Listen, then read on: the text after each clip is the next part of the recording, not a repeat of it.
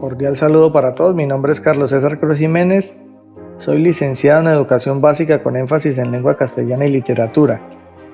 En el día de hoy les presentaré un podcast que tiene como objetivo adentrarnos en la historia de la educación en Colombia, desde la pedagogía crítica. En ese orden de ideas partimos del fenómeno histórico de que la educación en Colombia ha tenido una gran influencia colonial por parte del Imperio Español, desde el Virreinato de la Nueva Granada hasta nuestros días. Sin embargo, existe también una fuerte influencia anglosajona con la implementación del sistema inglés en la manera como evaluamos e impartimos las clases en el aula, y de la concepción neoliberal de la educación, con la apertura económica durante el gobierno de César Gaviria, donde la lógica de mercado tuvo un fuerte impacto sobre la economía del país y la sociedad en general, especialmente en la educación.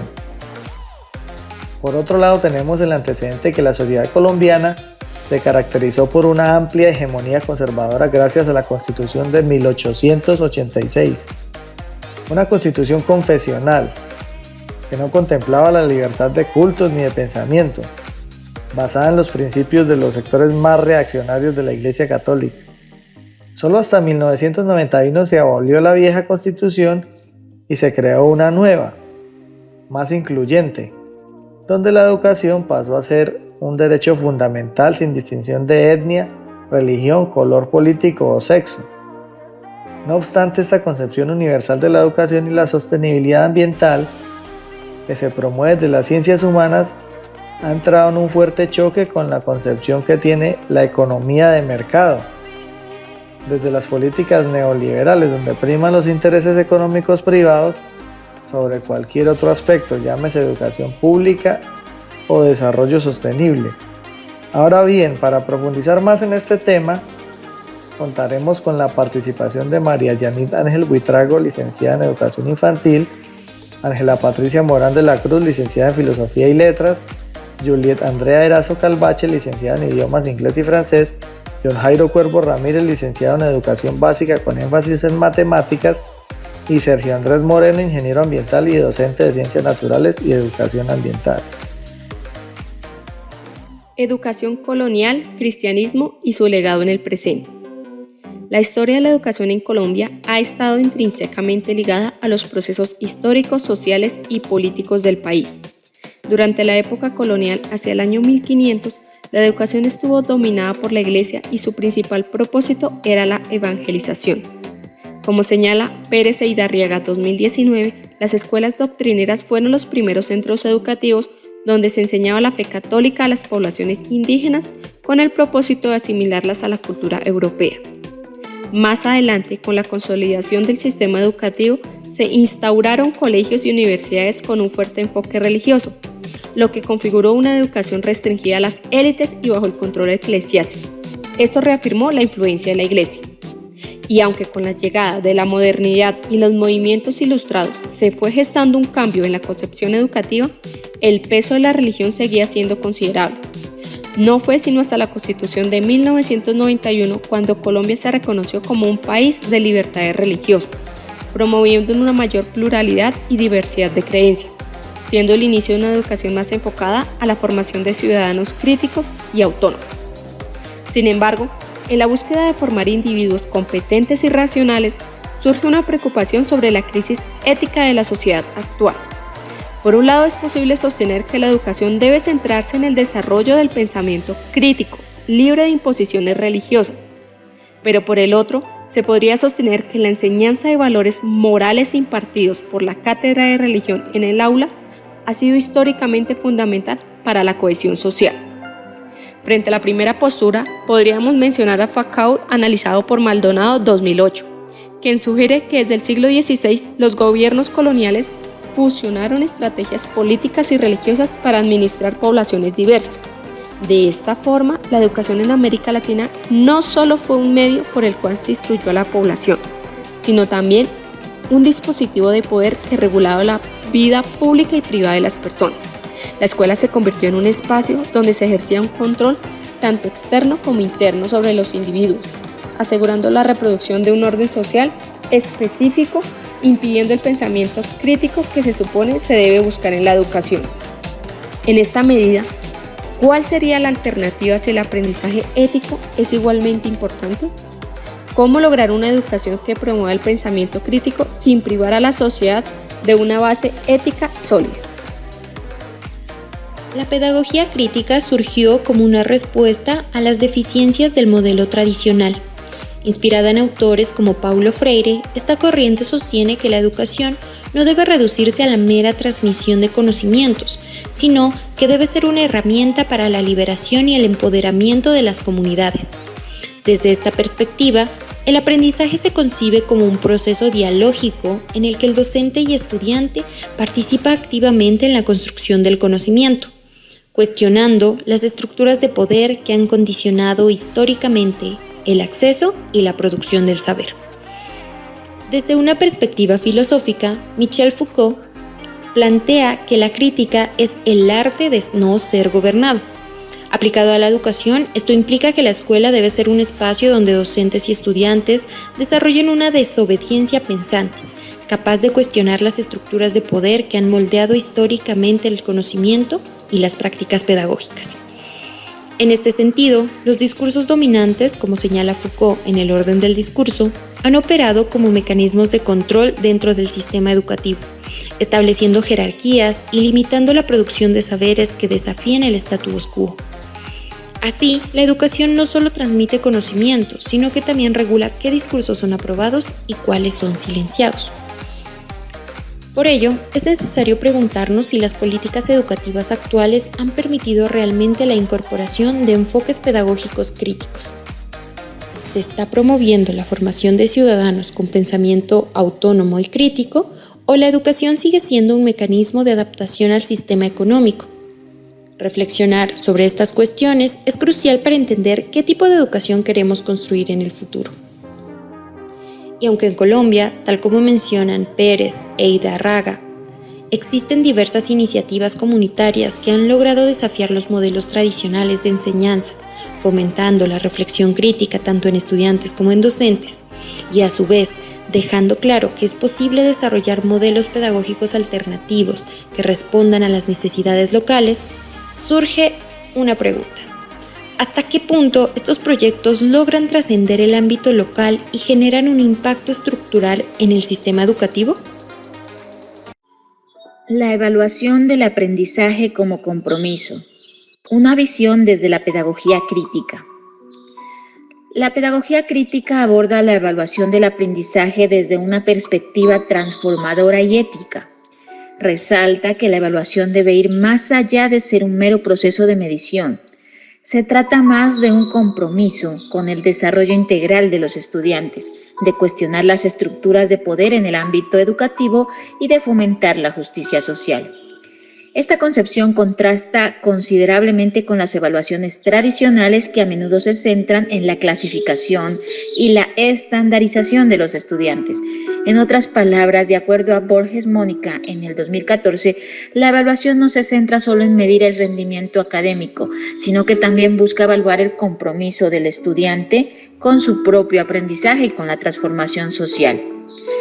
Desde la óptica de la pedagogía crítica, la evaluación del aprendizaje se concibe como un proceso dinámico y reflexivo que involucra tanto a estudiantes como a docentes en un diálogo constante.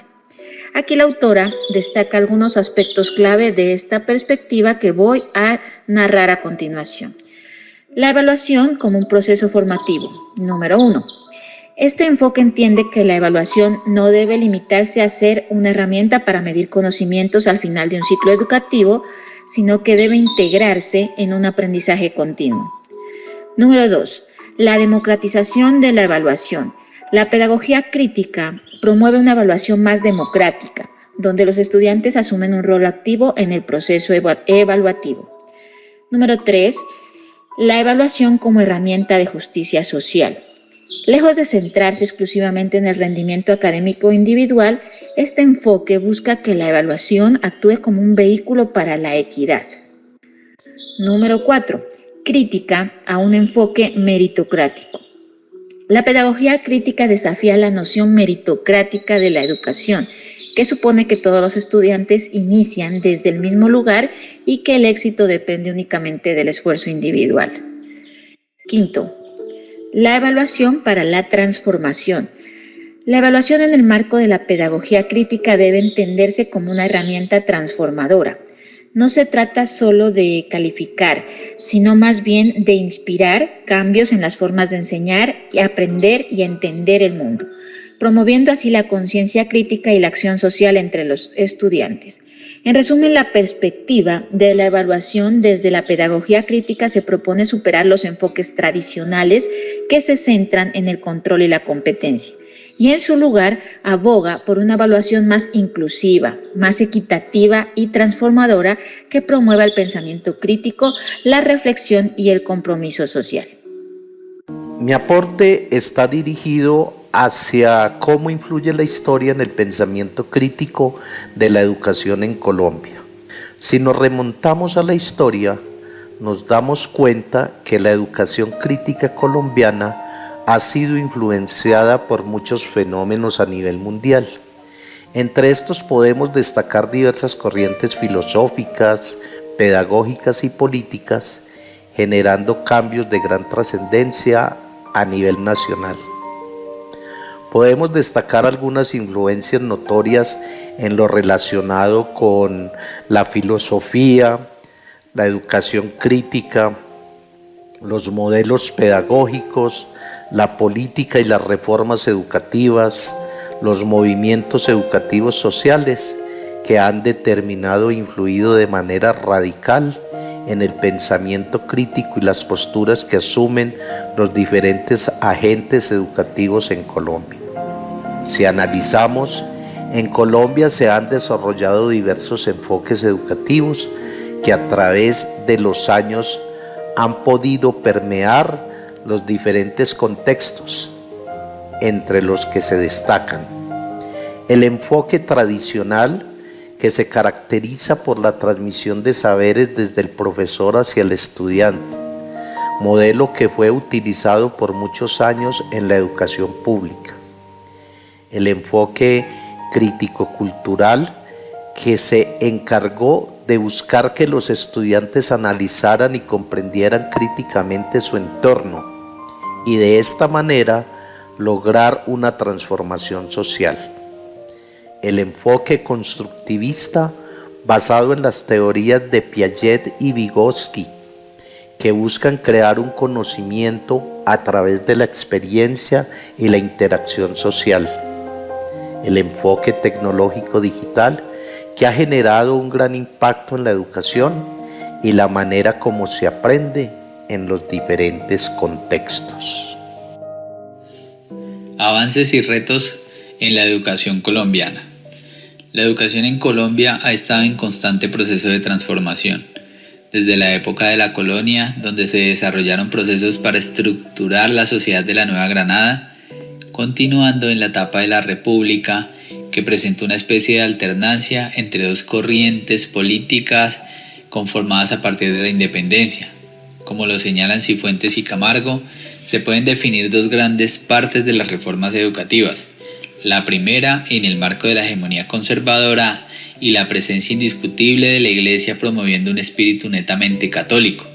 Y la segunda, dada por la promoción de las transformaciones educativas por parte de los gobiernos liberales, quienes iniciaron los primeros acercamientos a la inclusión de las pedagogías activas. También lo mencionan Pérez e Hidárraga, quienes manifiestan que la educación en el siglo XX estuvo marcada por la disyuntiva política entre conservadores, cercanos a la Iglesia Católica, y liberales, promotores de las nuevas formas de comprensión de lo público y de la libertad individual. A finales de este siglo y con la llegada de la Constitución Política de 1991, se genera el espacio adecuado para dar una estructura con base sólida al sistema educativo, en el que se define la educación como un derecho que es responsabilidad del Estado principalmente, apoyado por la sociedad y la familia. Además se indica su obligatoriedad, promoviendo la descentralización y la autonomía. Para Pérez e Hidárraga, este proceso también se debió a que se adoptó una preocupación transnacional por el sector educativo, y que en el marco de la globalización implicó que los modelos desarrollados fueran alineados con políticas europeas y norteamericanas. gracias a la Ley 115 de 1994 y los decretos que la regulan, se desarrolló un proceso de promoción hacia la calidad de la educación mediante la formación de educadores, la vinculación de la educación virtual como alternativa para las regiones apartadas del país, la promoción del enfoque de tecnificación y la competitividad de los currículos, además del apoyo y la inclusión de grupos étnicos. Todo esto presentó un gran avance comparado con el sistema que tradicionalmente estuvo establecido, pero no se ha logrado una plena transformación, pues aún persisten prácticas en el sistema que nos atan a esas épocas coloniales, como la desigualdad en la calidad de la educación impartida, principalmente en zonas rurales y de bajos recursos económicos. Además, hay una marcada diferencia en la calidad de la educación pública en contraste con la desarrollada por las instituciones privadas.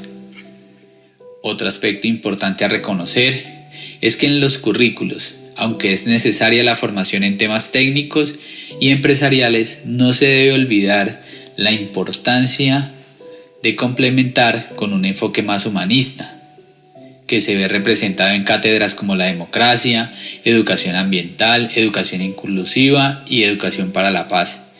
Más aún en la actualidad, que nos encontramos en un contexto de posconflicto, donde es supremamente importante que la sociedad esté preparada para generar espacios de vinculación con aquellas comunidades que de una u otra manera han sido afectadas por el constante conflicto que ha afectado a nuestro país.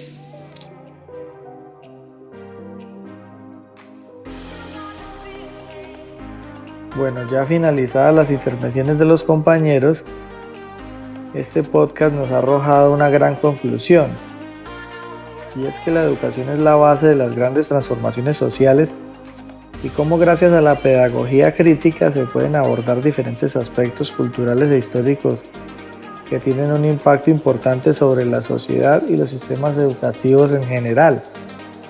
De igual manera como la influencia de corrientes políticas, filosóficas, religiosas, modelos educativos y el impacto de las nuevas tecnologías de la información y la comunicación han puesto sobre la mesa nuevos retos y la necesidad de políticas educativas cada vez más pertinentes frente a los mismos.